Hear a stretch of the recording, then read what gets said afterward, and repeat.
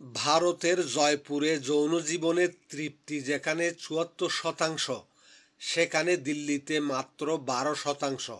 অর্থাৎ সেক্সবিহীন বিবাহিত জীবনযাপনকারীদের সংখ্যা বিশ্বজুড়েই বাড়ছে।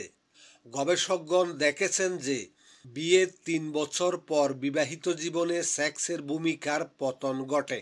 এই জন্য অবশ্য দম্পতিদের মধ্যে একে অন্যকে দোষারোপ করার প্রবণতা দেখা যায়।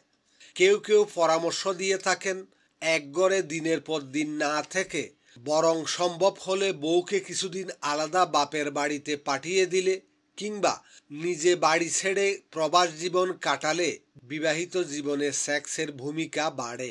তবে অনেকে বলে থাকেন শহুরে জীবনে শিশুকে সামলিয়ে বা চাকরি বা ব্যবসার পিছনে দৌড়ঝাঁপ করে ক্লান্ত হয়ে সেক্স করার মতো মানসিকতা আর থাকে না।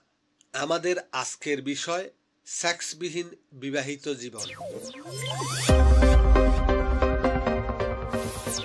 আমাদেরকে একটা কথা মাথায় রাখতে হবে, যে আকর্ষণ শরীর বা যৌনতা থেকে তৈরি হয় তার স্থায়িত্ব খুবই কম। বেশ কিছুদিন তা পেলেই আর কোনো আকর্ষণ থাকে না। কিন্তু প্রিয় মানুষটির চেহারা যদি খুবই আকর্ষণীয় হয় তাহলে এই যৌনতার স্থায়িত্ব একটু বেশি থাকে। চেহারা সুন্দরের পাশাপাশি সঙ্গী যদি বিশ্বাসী হয় তাহলে অনেকটা সময় পর্যন্ত তার প্রতি আকর্ষণ থেকেই যায়। এর উপর প্রিয় মানুষটি যদি ব্যক্তিত্ববান ও যোগ্যতা সম্পন্ন হয় তাহলে আকর্ষণের স্থায়িত্ব হয় অনেক বেশি। কিন্তু সব আকর্ষণই কোনো এক সময় কমে যায় বা নিভে যায়। হুমায়ুন আজাদের ভাষায় সবকিছু ভেঙে পড়ে। কেউ স্বীকার করুক বা না করুক, এটাই বাস্তবতা। তবে এর সাথে সাথে সময়ের প্রেক্ষিতে ব্যালেন্সও তৈরি হয়। আকর্ষণ একসময় অভ্যাস, মায়া, মমতা আর দায়িত্বে পরিণত হয়। এর নাম সংসার।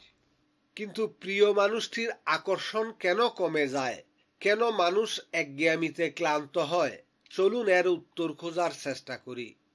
প্রেমে পড়লে আমাদের মস্তিষ্কের পিটুইটারি গ্ল্যান্ড হতে অ্যাম্ফেটামিন নামক একটি হরমোন ক্রিয়েশন হয়, যা প্রেমে পড়ার আনন্দ অনুভূতি সৃষ্টি করে।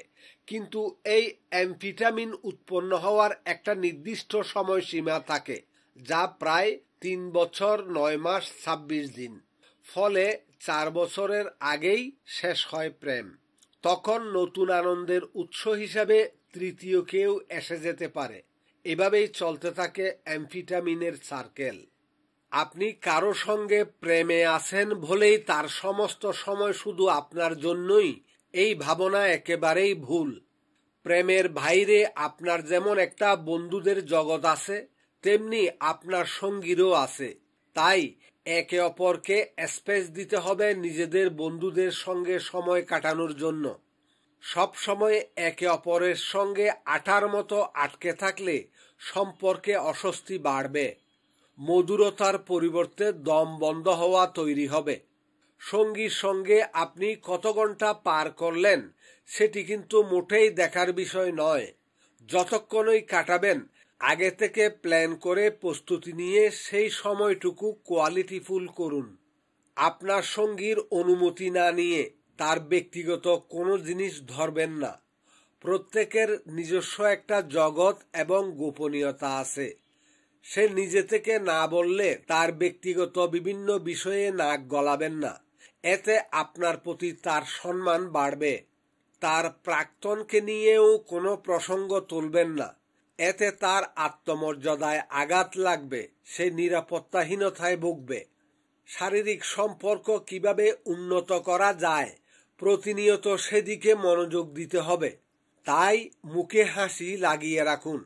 সুইজারল্যান্ডের ২টি গবেষণায় দেখা গেছে, যত শক্তিশালী হাসি মুখটি দেখা যায় ততই আকর্ষণীয়।